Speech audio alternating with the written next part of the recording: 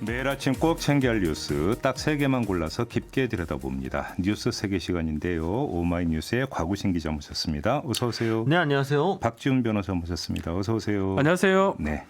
자, 김종배 씨 선집 중 유튜브 라이브로 진행이 되고 있습니다. 유튜브에서 함께해 주시고요. 첫 번째 뉴스 가보죠. 네, 법무부가 김학의 전 법무부 차관의 출국 금지 사건 수사팀의 검사 파견 연장을 불허했습니다. 검찰 수사팀은 앞서 임세진 수원지검 평택지청 형사 2부장과 부산지검 소속 김아무개 검사의 파견 연장을 요청했지만 받아들여지지 않은 건데요. 이에 따라 두 사람은 원소속으로 복귀하게 되고 수사팀은 3명이 남게 됐습니다. 한편 또 고위공직자범죄수사처는 해당 사건의 공소 부분은 자신들의 관할하에 두되 수사 부분만 검찰에 재이첩하겠다고 했는데요. 이를 두고 다수 언론은 검찰 내부에서 반발 기류가 포착된다, 이런 보도도 많이 나왔습니다. 사실상 이제 검사들 입장에서는 해당 사건을 뭉개기 위한 법무부와 공수처의 공조가 아니냐, 이런 내부 기류가 있다는 지적이었는데요. 법무부는 입장문을 내고 수사가 이미 충분히 진행됐기 때문에 현 인력으로도 충분히 진행할 수 있다라고 설명을 했습니다. 또 이제 파견 기간이 지난 후에도 법무부 승인 없이 계속 수사팀 업무를 하는 등 원래부터 절차에 문제가 있었다라고 이야기를 했고요. 공수처 역시도 입장문을 통해서 이 공소 제기 대상 사건이므로 수사 후 송치해달라고 요구한 것이 문제가 없다라고 입장을 밝혔습니다. 일단은 사실은 수사를 할 수 있는 상황이 아닙니다. 검사가 없고요. 2명 딸랑이 있거든요. 처장, 차장만요. 공수처 말씀하시는 거죠? 예. 그래서 아마 이제 돌린 것 같은데 문제는 이제 이렇게 되면 해석의 문제가 좀 생길 수 있어요. 지금 공수처는 검사하고 판사, 경무관급 이상의 경찰의 수사 기소권 다 갖고 있습니다. 근데 수사를 한 거를 기소를 한다라고 해석할 수도 있는 거고요.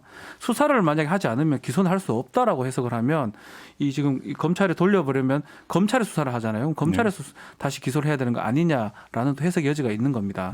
그러다 보니까 지금 돌려가지고 다시 송치하라. 송치라는 표현도 조금 문제 삼고 있고요.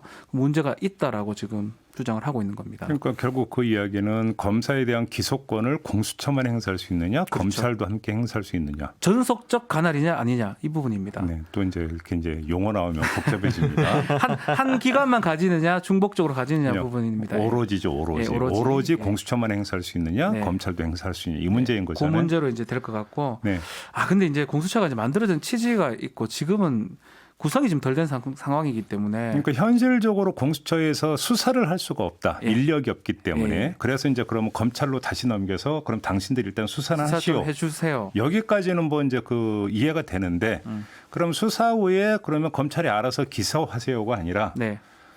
곧 그 이제 수사 끝나면 우리한테 다시 넘기세요. 우리가 이 부분인 거잖아요. 기소 여부 그렇죠? 판단하겠습니다라고 이제 하는 겁니다. 네. 그 공수처는 공수처법을 근거로 들고 있습니다. 3조 1항 1호, 2호, 25조 2항 등을 이제 언급을 했는데요. 정리하면 결국 이제 공수처가 단순 이첩을 했다가 검찰 수사가 완료될 무렵에 이첩이 다시 요청할 수도 있고 그 효과는 동일하다 하면서 명확하고 간명한 업무 처리 방식을 취한 것이라고 일단 설명을 했거든요. 다만 이제 변호사님께서 지적을 해주신 것처럼 글쎄요, 과연 근데 이 시기가 돼가지고 무사히 이첩은 될 수 있을까요? 다시 받을 수 있을까요? 저는 그것도. 근데 이제 문제는 이제 법을 만들어진 이상 만약에 법원에서 예를 들어서 검찰에서 이 수사를 한 다음에 기소를 하잖아요. 그러면 제가 지금 말했던 전속 관할 위반이 되면 공소기각을 해버립니다. 또 그런 문제까지 생길 수가 있어요. 판례를 또 받아봐야 돼요. 관할을 위반해서 기소를 했을 때 기소를 할 수 없다고 법원에서 판단한다 그러면 또 문제가 되기 때문에 네. 사실은 이거는 저는 결국 법 규정대로 돌아가야 되는 거 아니냐. 기소권을 이제 줬기 때문에 검사에 대한 기소권을 결국은 검찰이 이게 좀 말이 안 맞다고 생각이 들더라도 기소권 판단을 공수처에 넘기는 게 맞다 생각이 들어요. 왜냐하면 법원 가면 다시 또 판단 받아봐야 돼요, 이거를. 근데 좀 꼭 이 제도 따질 것 없이 순리를 따지면 검사에 대한 수사 기소권을 공수처에 넘긴 건 검찰에 넘기면 제 식구 감싸기 하지 제대로 하겠느냐. 네. 이런 문제의식이잖아요. 그렇죠. 근데 만약에 검찰이 수사를 해서 우리 기소할게요라고 한다면 또 굳이 공수처가 나설 이유가 없는 거잖아요. 왜냐하면 제 식구 감싸는 게 아니라 네. 제 식구 쳐내기니까. 그냥 그렇게 이해하면 안 되나요? 어떻게 봐야 되는 겁니까? 요거는 참 특이해요. 검찰에서 하고 입장이 좀 달라요. 예. 보통권하고 다르게 통상 검찰 제 식구 감사기란 이거는 제 식구를 싫어하는 상황이라서 조금 다르긴 한데 전 진행자 말씀대로 사실은 상관없을 것 같습니다. 근데 또 이제 거기 역측면도 있겠죠. 또 과도한 공소권 남용. 그렇죠.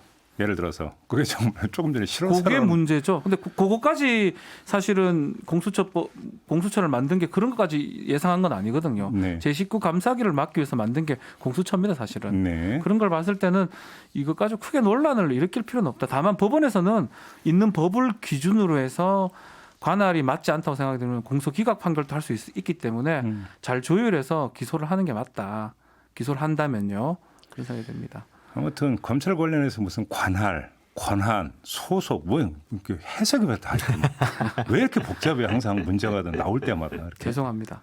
아니 뭐 박지원 변호사가 죄송하실 이유는 없고 아니, 저도 힘들어요. 저도 이게 그러니까 어느 파트가 맞다, 그러니까 맞는 게 맞다, 아니다, 뭐 이런 너무너무 얘기가 그거 딱 한 가지만 말씀드리면 다들 법률가잖아요. 법률가니까 조금 아는 그걸로 다들 자기한테 유리하게 해석을 많이 하는 것 같습니다. 저도 마찬가지고요.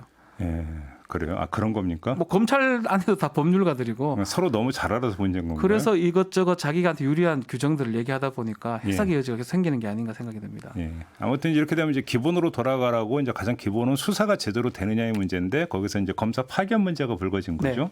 그러니까 파견 문제가 불거진 거는 이 두 사람이 파견받아서 검사를 수사를 해 왔는데 어차피 이제 공수처에서 다시 넘겨버렸기 때문에 수사를 이어가야 되고 해야 되는데 그럼 이 사람들이 계속 남아서 수사를 해야 되는데 파견 연장을 불허를 했으니까 네. 이 사람들은 이제 원대 복귀해서 수사를 못 한다 이런 얘기인가요? 그래서 검찰 내에서는 이 법무부하고 공수처하고 손발이 딱딱 맞아 떨어지네 이렇게 비판을 하고 있는 상황입니다. 짜고 치는 고스톱이다. 비판을 하고 있는 상황입니다. 근데 뭐 그렇게 의심할 수 있을지 모르겠는데 법무부 입장을 들어보면 사실 그러니까 법무부는 애초부터 지금 이 파견된 것 자체가 조금 절차적 문제가 있었다라는 거였으니까요. 그래서 뭐 수사팀 부장이 지휘부 보고 없이 대검에 파견을 요청을 했고 검찰총장이 법무부 동의를 없이 파견을 단행했던 거기 때문에 또 이미 수사도 상당히 진행된 상황이니 연장해줄 수 없다라는 거였으니까 이게 사실 법무부 말만 들어보면 형식 논리상 뭐 틀린 말은 아니지 않습니까? 근데 그렇죠. 이제 다만 이제 그러니까 공수처도 지금 스스로 수사를 할 수가 없는 현실적인 상황 때문에 지금 검찰로 다시 넘긴 건데 검찰 입장에서는 그럼 수사를 우리 보고 하려는 거냐 말라는 거냐 약간 이런 불만이 있는 것 같긴 합니다. 네. 그래요. 아무튼 검사 수사를 둘러싼 내전인 거죠. 법무부, 공수처, 검찰 내전입니다. 그러면 이제 우리가 그 검사 내전 이렇게 봐도 불러도 되는 겁니까? 네. 뭐 사실상 뭐 네, 내전이죠. 맞지 않습니까? 네. 알겠습니다. 영화로만 봐가지고. 자, 두 번째 뉴스 넘어가겠습니다. 네, 청와대 국민청원 게시판에 현직 청와대 출입 기자로부터 아버지가 폭행당해 한쪽 눈이 실명됐다라는 글이 올라와 논란입니다. 지난 12일 국민청원 게시판에 올라온 글인데요. 청원인은 이제 본인을 피해자의 아들이라고 밝히면서 CCTV 영상 링크를 첨부했습니다.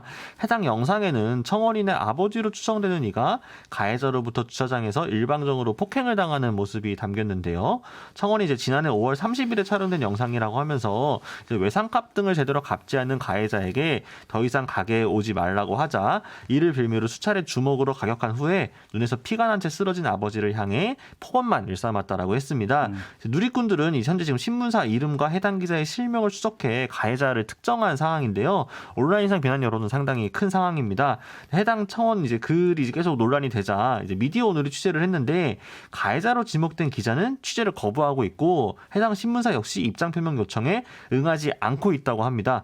청와대 춘추관 측은 해당 내용을 현재 확인 중에 있으며 사실로 확인될 경우 규정에 따른 조치가 있을 것이라고 밝혔습니다. 네, 뭐 짚어야 될 게 있는데 일단 쓸데없는 것부터 하나 좀 말씀을 드리면 요즘 세상에도 외상이 있구나. 그죠? 이게 사실 합의에 의한 외상이 아니라 일방적으로 권력을 갖고 있는 사람이 안 내, 다음에 낼게. 이게 먹힌 게 아닌가 싶긴 합니다. 그럼 일종의 무전취식이라는 겁니까? 그렇지 않을까요? 이게 평소에 친분이 있고 외상을 하는 차이는 외상이 한 아니었던 2, 30년 전에 있었나요? 그 이전에 살아셨던 것 같은데요. 단골집에 가서. 예, 전혀 모르는 것처럼 말씀하시네요. 저희 제가 대학 다닐 때 제가 90년 대학 다닐 때 가끔 뭐 그런 적이 있었죠. 네. 그때 이후로 그때 아니요 있었나 학생증 싶어요. 맡기고 이런 거 안 하셨어요? 예, 학생증 맡기고 또 친한 단골집에 가서. 그러니까. 근데 요즘 세상에 외상이라는 게 전 처음 들어봅니다. 오랜만에 듣는 얘기입니다. 뭐 이건 뭐 중요한 게 아니고요. 사실 그냥 쓸데없는 얘기 해봤고. 네. 아니 뭐 이거저거 경위를 떠나서 저도 영상을 봤는데 그렇게 폭행을 하면 어떻게 해요? 폭행 자체가 폭행은 이유가 사실 없는 거예요. 외성값이든 뭐든 너무 좀 흉폭하게 폭행을 한 거고 네. 눈에 뭐 피가 나고 뭐 실명까지 올 정도의 뭐 아주 잔혹한 폭행으로 느껴지더라고요. 그 직업을 저는 뭐 중요하다고 생각하지 않습니다. 아 그렇죠. 그걸 예. 떠나가지고 뭘 얼마나 잘못했길래 사람을 그렇게 폭행을 행사를 하는지 그 부분은 좀 납득하기 좀 어렵습니다. 그 뭐 사실 그러니까 이 영상이 충격적인 것은 말할 것도 없고요. 그리고 이게 지금 언뜻 보면은 이제 가해자하고 피해자의 관계에서 누가 밥 먹고 돈을 안 낸 건지 사실 그러니까 이 기자라는 직종을 가지고 있는 사람들이 흔히들 이렇게 좀 잘못된 버릇이 들어가지고 어디 가서 돈을 안 내고 이런 것들 많지 않습니까? 아직도 알게 모르게. 아직도 많아요? 아니 뭐 그런 사람들 있죠. 하면은 되게 자신이 당연히 지갑을 안 열어도 되는 것처럼 인식하고 있는 그런 일종의 구태 기자들이 있잖아요. 그런 이제 뭐 그런 관행이 있어가지고 본인이 이제 다니던 식당에서 돈을 뭐 안 내고 나중에 낸다고 해놓고 그래서 그게 워낙 적체가 되니까 누적이 되니까 좀 이제 좀 이 출입을 안 하셨으면 좋겠다, 오지 않으셨으면 좋겠다라고 이야기를 했는데 그거에 대해서 격분을 해가지고 식당 주인을 인근으로 끌고 와가지고 그렇게 폭력을 행사한다는 게 이게 뭐 어디 하나 부분 하나 이상하지 않은 말이 그렇죠. 되는 부분이 없잖아요. 기자가 뭔데요, 사실은. 네. 근데 그 뭐 기자는 뭐 그 둘째치고 해당 신문사에서는 문제가 제기가 됐으면 당연히 진상조사부터 해야 되는 거잖아요. 네. 그잖아요. 근데 그쵸. 지금 계속 침묵을 일궈나고 있다고요? 그러니까 지금 뭐 이제 미디어오늘에서 취재를 했을 때는 그 보도를 보면 취재를 거부하고 있다. 이제 연락을 해도 닿지 않는다라고 이야기를 하고 있습니다. 예. 근데 기자들이 흔히 취재할 때 알지 않습니까? 이제 취재원이 그 취재에 응하지 않을 경우에 이것이 어떤 식으로 보도가 될지 뻔히 다 알고 있거든요. 연락이 닿지 않았다. 수차례 연락했으나 예. 뭐 그 응답을 하지 않았다. 이거 알고 있음에도 불구하고 그 취재 대상이 언론사인데 이 언론사도 알고 있는데 응하지 않았다라는 건 뭔가 그냥 이대로 뭉개면 넘어가지 않을까 그렇죠. 싶은 생각이 있는 것 같습니다. 이게 더더욱 더 협조를 해줘야 되는데요. 네, 사실관계를 모두 명확히 파악을 하고 본인들이 억울한 게 있으면 해명을 하고 사실이 아닌 건 아니라고 하든가 만약에 뭔가 사실관계 밝혀진 게 있으면은 엄정한 조치를 취해야 하는 게 당장 이 신문을 구독하고 있는 독자들에 대한 예의이고 또 한 인간에 대한 예의 아니겠습니까? 아니 기본적으로 그리고 이건 하면서. 당연히 경찰이 수사를 해야 되는 거잖아요. 네, 맞습니다.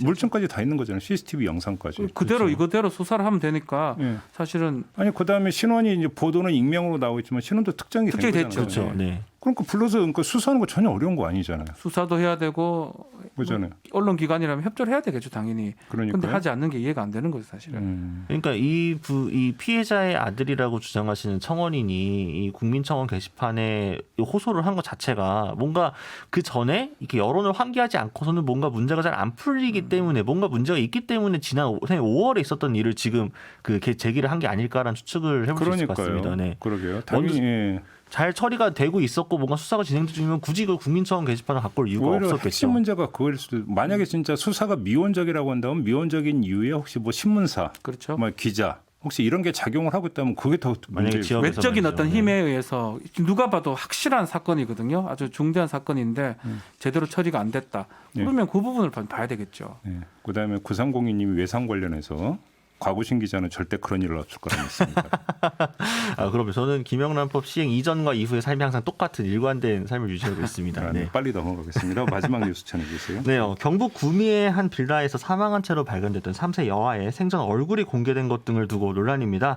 앞서 이제 MBC 실화탐사대에서 지난 13일에 유튜브를 통해 사건 제보를 기다린다라면서 영상에 숨진 아이의 얼굴 모습도 함께 공개를 했는데요. 네. 이제 해당 사진이 다수의 언론, 특히 이제 연합뉴스 등 통신사가 인용 보도하면서 삽시간에 인터넷 커뮤니티 등으로 크게 확산이 됐습니다. 네. 다수 누리꾼들은 이제 숨진 아이의 모습이 안타깝다라는 이제 반응을 보였는데요. 일각에서는 사망한 아이의 얼굴이 좀 무분별하게 공개된 것이 아니냐, 인권 침해 아니냐라는 우려도 시선도 나왔습니다. 특히 이제 피의자나 가해자가 아니라 피해자의 신상이 이렇게 당사자 동의 없이 공개된 것에 대해 아니냐 이런 지적도 잇따랐고요. 최근에 이런 보도들의 행태 자체가 친부 찾기에 좀 초점이 맞춰진 것도 비판의 대상 중 하나입니다. 일단 사진 공개를 어떻게 봐야 되는 걸까요? 제가 뭐 실화탐사대 출연하시죠. 네. 패널로 뭐 법률적 제가는 뭐 제가 얘기는 못 들었고 저도 그냥 언론으로 확인을 했었는데 이걸 보도한 적이 이미 있었습니다. 실화탐사대에서. 그래서 아마 좀 책임감 같은 게 있었던 것 같기도 하고요. 네. 근데 원칙적으로는 사진 공개는 특히 가해자 공개도 사실 안 되도록 돼 있어요. 가해자를 공개하면 피해자를 추측하기 쉽거든요. 그렇죠. 그래서 가해자, 피해자, 아동 뭐 다 안 하는 게 사실은 법도 그렇고요. 또 기자 보도 준칙도 그런데 그럼에도 불구하고 아마 필요성을 좀 느꼈던 것 같아요. 그러다 보니까 MBC 시라섬 팀에서 이 얼굴을 공개함으로써 좀 더 추적할 수 있는 걸 추적해보자라는 국민의 알 권리 그쪽을 좀 본 걸로 좀 생각이 듭니다. 더 추적할 수 있는 뭐가 있나요? 얼굴을 공개한다고 해서. 그러니까 이제 그 여론을 환기하고 좀 이제 관심을 더 끌어서 많은 사람들이 이걸 궁금해해야 혹시라도 얼굴을 기억하는 사람이 주변에라도 있다면은 제보가 그렇죠. 또 활성화되지 그거 않을까라는 같아요. 어떤 네. 공익적인 목적이 있었을 거라 저는 이제 이 생각을 제보를 합니다. 기다리면서 얼굴이 안 공개가 되면 제보가 알 수가 근데 사실은 없으니까요. 그 이제 얼마 전에 있었던 정인이 사건 때도 또 정인이의 어떤 그 얼굴도 공개된 적이 있지 않습니까? 네, 그랬었죠. 공개됐죠. 네. 좀 어떻게 정리를 해야 되는데? 근데 이제 예를 들면 그러니까 기억하시겠지만 이제 정인이 사건 같은 경우에도 예전에 이제 그 실제 방송 프로그램에 출연한 적이 있기 때문에 그 사진을 추적하는 게 어렵지 않았을 겁니다. 다만 이것도 처음에 보도될 때는 모자이크 처리가 돼서 신원을 최대한 가려주는 상태였다가 보도가 계속 반복되는 과정에서 어느 순간 모자이크가 풀려 있고 모두가 이제 정인이 얼굴을 알게 되는 상황이 온 거거든요. 근데 그럼 정인이 얼굴이 공개되고 나서 공익적인 효과가 좀 뭐 이게 나왔는가에 대해서 조금 이제 할 수 있을 것 같습니다. 그리고 지금 요 경우 같은 경우에도 물론 뭐 아까 공익적 이유가 없지 않을 거라고 저도 말씀을 드렸습니다만 그럼에도 불구하고 당장 지금 SNS나 이제 일부 뭐 일베라든가 이런 커뮤니티 등에서는 아예 얼굴을 가지고 벌써 얼굴이 어떠니 저떠니 하면서 뭐 이렇게 약간 성적으로 희롱하거나 좀 모욕하는 듯한 그 이제 그런 글들도 올라오고 있거든요. 벌써부터. 그러니까 얼굴이 공개돼서 피해자 특정되는 순간부터 그런 위험에 시달릴 수밖에 없을 겁니다. 비록 사망한 피해자하고 당사자가 이미 세상을 떠난 상황이라고 하더라도 그럴수록 오히려 더 지금 세심하고 신중하게 접근했어야 되는 문제가 아닌가라는 생각은 해봅니다. 그러니까 예를 들어서 이제 그 이 정인이 얼굴이 공개됐을 때 이제 그때 이제 그 뭐 제작진의 의견 얼굴을 공개하지 않으면 상처나 아이의 상태가 그대로 드러나지 않아서 그렇죠. 뭐 이런 네. 거라고 이제 했다고 하는데요. 전문의들의 이제 의견을 참조를 했다라는 건데 이번 거는 좀 어떻게 받을지 좀 그 숙고가 필요한 부분인 것 같고요. 또 한 가지는 예를 들어서 뭐 어떤 그 이게 뭐 공범관계나 이런 것들을 뭐 추적한다라는 명분으로 뭐 친부가 그럼 도대체 누구냐? 지금 약간 거기로 초점이 그거는 뭐, 필요가 없는데요. 그러면서 뭐 네. 온갖 소설을 다 쓰고 있더라고요. 네. 그러니까.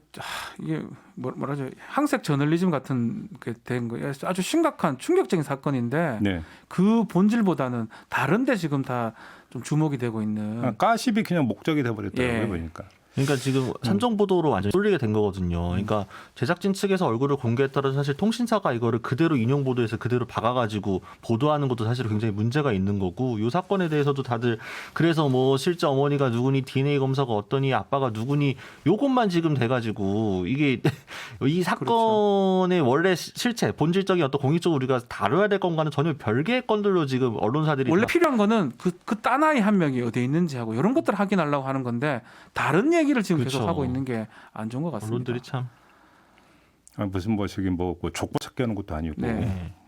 좀 그렇더라고요. 그것이 어떤 그 사건의 실체를 규명해 들어가기엔 단서라고 한다면 뭐 이해를 해야 되겠는데 네. 과연 그런 차원이냐? 이건 좀 우리가 좀 냉정하게 따질 부분이 좀 있더라고요.